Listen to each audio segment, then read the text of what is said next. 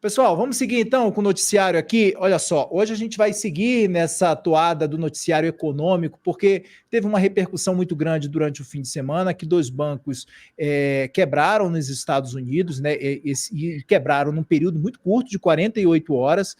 O Fed, que é o Banco Central americano, tomou algumas medidas para tentar mitigar os impactos dessa quebra dos dois bancos, mas fato é, isso tem repercutido bastante no mundo, e aqui no Brasil também esse assunto foi repercutido com o ministro da Fazenda, Fernando Haddad, que falou sobre esse assunto. Vamos ver o que disse Fernando Haddad hoje. Creio que assim, não há, hoje eu diria, pouco espaço para aumento da taxa de juros no mundo e diria que tem uma gordura no Brasil que permite a nós, tomando as providências que estão sendo tomadas e que vêm sendo reconhecidas pelo Banco Central nas atas que ele divulga, eu penso que nós temos aí um espaço que o mundo não tem. Qual é o limite que você tem prudencial para aumentar juros sem desorganizar a economia como um todo, o setor produtivo, a quebradeira que pode advir de um descasamento das carteiras e tudo mais.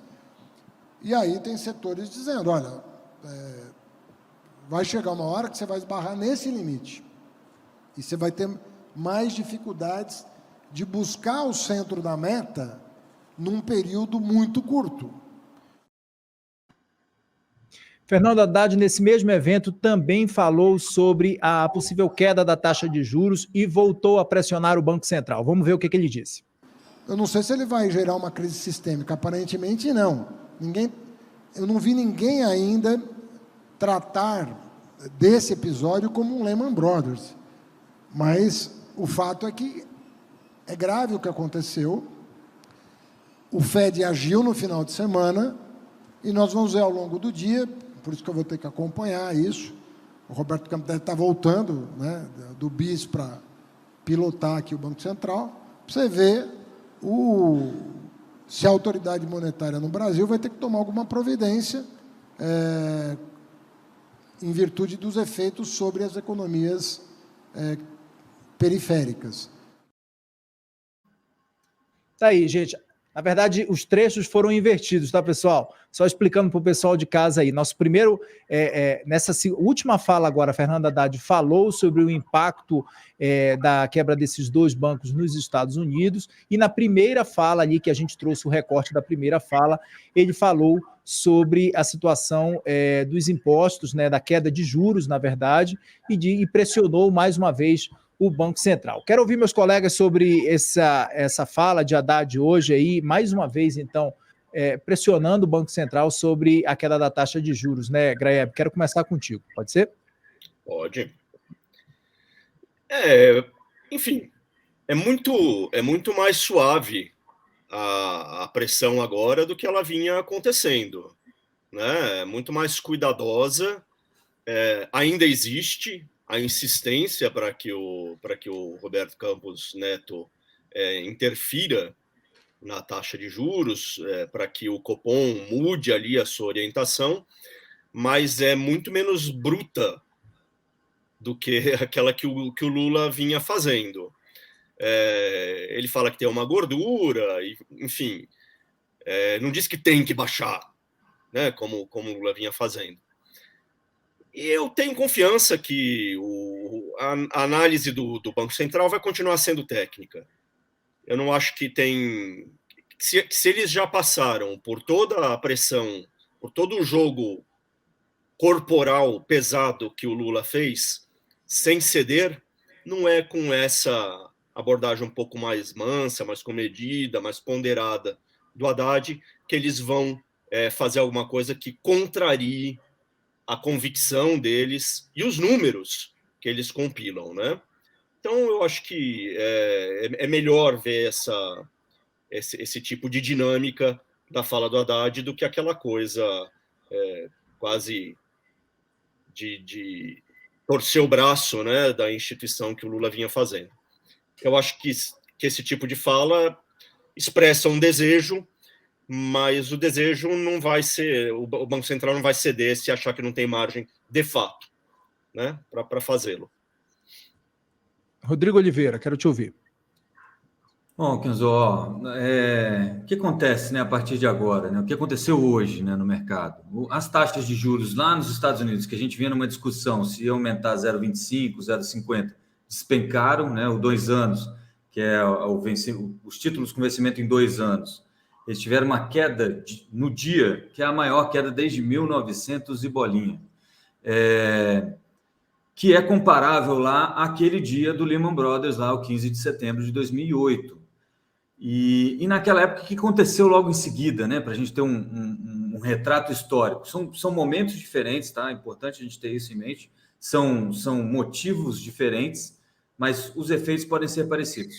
3 meses depois, mais ou menos, o Fed começou a baixar os juros. Então, o que você já vê na curva de juros, como eu falei, semana passada a gente estava discutindo no mercado financeiro se o Fed aumentaria em 25 ou 50 pontos base, né? O 0,50 ponto percentual lá, a taxa básica de juros. Hoje já está se discutindo se ele corta agora em março ou se ele vai cortar em maio os juros por lá, para não. Porque o que aconteceu? O Fed e toda a regulação norte-americana estava brigando a guerra passada, que era uma guerra de crédito, e ninguém se atentou para os juros, para o nível de juros. E o que acabou pressionando os bancos foi a subida muito forte dos juros. A gente tinha, e isso é tão interessante, porque você teve um momento parecido com isso lá na Inglaterra, naquele evento da Liz Truss, lá que durou menos que um alface, os juros subiram tanto que quase quebraram os fundos de pensão britânicos. Por quê? Porque a gente está vivendo num mundo que nos últimos 10, 15 anos, o juro parece que sempre seria próximo de zero. Então, quando o juro começou a subir nesses países, eles não estavam preparados para isso. A regulação não via isso como um problema e por isso que o Fed está dizendo agora que vai ter que rever toda essa parte de fiscalização deles para poder trazer novos elementos de fiscalização.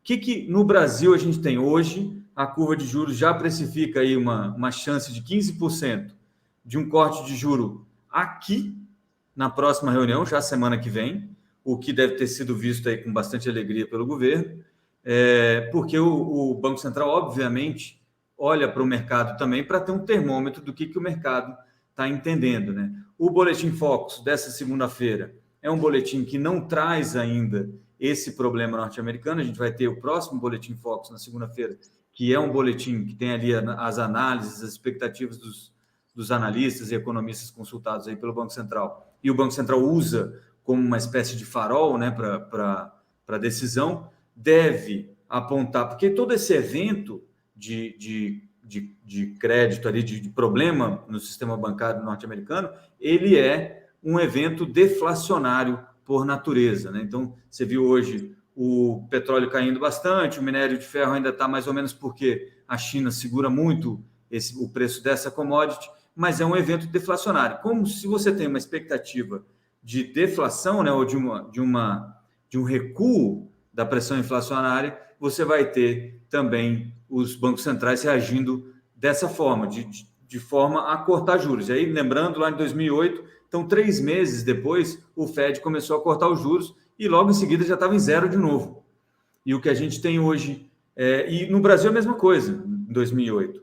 A gente vinha subindo juros, quando deu o problema com o Lehman Brothers, a gente parou, e uns 3 meses depois, foi em setembro, lá em janeiro, finalzinho de janeiro, na primeira reunião do Copom do ano, a gente já começou a cortar juros também. Então, isso pode acabar ajudando, né, o governo nessa sanha aí de baixar os juros. Mas, como tudo tem, né, o seu bônus e ônus, a tendência é que, como a gente ainda não tem uma inflação sob controle exatamente, você pode jogar essa inflação para frente, né? Daquela discussão do Covid que você achatava a curva e jogava os casos para frente, né? Então, talvez a gente tenha uma inflação longa mais complicada. Embora hoje as taxas de juros em todos os vencimentos tenham cedido, a tendência é que você tenha uma inclinação na curva e as taxas mais longas, então, seriam sobrevalorizadas aí mais para frente, tá?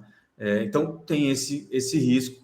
O que a gente deve ver também, que foi lá em 2008, é o dólar subindo bastante, porque embora juro mais baixo significa moeda mais barata, você tem muita gente buscando o dólar e muito dólar saindo do mercado em função de alguns papéis que não estão valendo nada. Então, oferta e demanda, o dólar acaba ficando um pouco mais caro e os emergentes sofrem um pouco mais. O Brasil e o México hoje, entre as principais correntes, as principais moedas, currencies, né, foram as que mais sofreram, né? O Brasil caiu aí, o dólar subiu uns 0,70, alguma coisa assim, no México quase 2% hoje, o dólar contra o peso mexicano. Então, esse mais ou menos o efeito por aqui, por enquanto, até que a gente saiba qual é a extensão real desse problema lá nos Estados Unidos.